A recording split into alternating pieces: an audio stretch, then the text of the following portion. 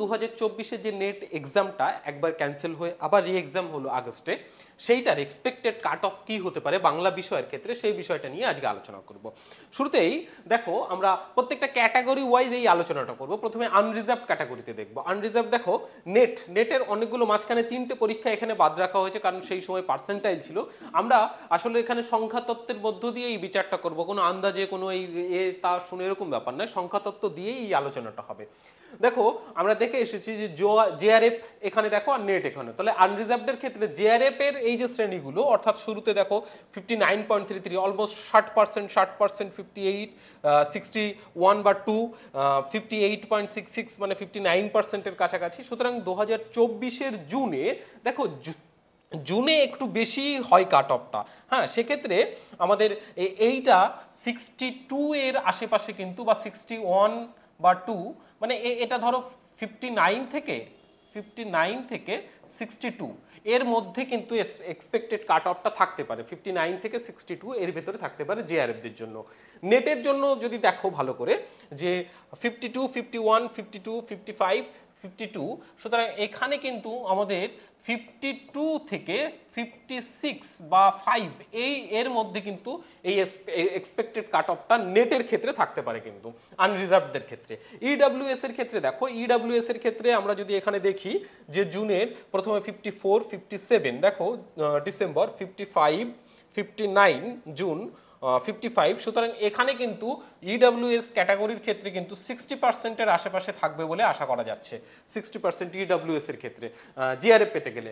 আর net পেতে গেলে দেখো আমাদের এখানে কিন্তু 44, 46, এইগুলো দেখো এইগুলো অনেক বেশি কম, মানে কি এই শুরুর দিকে কিন্তু ইডব্লিউএস ক্যাটাগরিগুলো একেবারেই চালু হলো। দেখো 19-এর একেবারে শুরুর দিকে চালু হচ্ছে, তো সেই সময় কিন্তু অনেকের ইডব্লিউএস ক্যাটাগরিটা ছিল না, তো আস্তে আস্তে বাড়তে থাকাতে কিন্তু এর কাট অফগুলোও বাড়তে থেকেছে। তো আশা করা যাচ্ছে যে এবার 52 থেকে 53 এর মধ্যে ঘোরাফেরা করতে পারে তোমার নেট ইডব্লিউএস ক্যাটাগরি 52 থেকে 53 এর মধ্যে ঘোরাঘুরি করবে।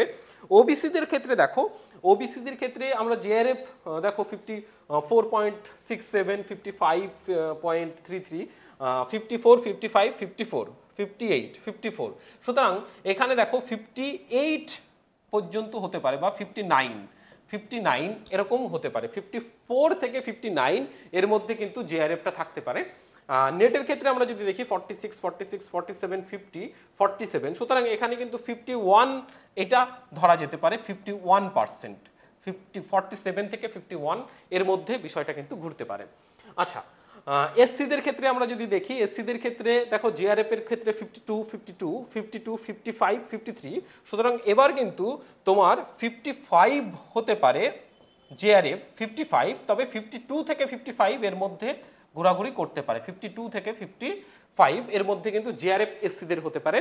নেটের ক্ষেত্রে যদি আমরা দেখি তাহলে সেক্ষেত্রে 45, 45, 46, 48, 45, দেখো 48টাই সর্বোচ্চ ছিল, তো সেক্ষেত্রে আমরা এক্ষেত্রে কিন্তু 45 থেকে 49 এর মধ্যে কিন্তু এই নেট ব্যাপারটা ঘোরাঘুরি করতে পারে এসসিদের ক্ষেত্রে।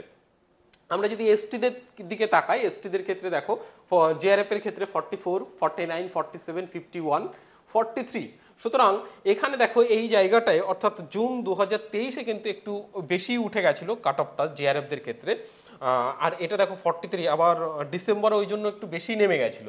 সুতরাং এখানে কিন্তু 48 এর আশেপাশে থাকবে বলে আশা করা যাচ্ছে। 48 থেকে 50-র মধ্যে কিন্তু এসটিদের জেআরএফটা এবার হতে পারে। নেটের ক্ষেত্রে দেখো 42, 42, 44, 42, 42, সুতরাং দেখো এই 42 এবং 44 এর আশেপাশেই কিন্তু ঘোরাঘুরি করেছে, অর্থাৎ আমরা কিন্তু এখানে 44ই আশা মানে ধরে রাখতে পারি যে এর মধ্যে, বা ওর থেকে একটু কম হলেও হতে পারে, সেটা এসটিদের ক্ষেত্রে হতে পারে।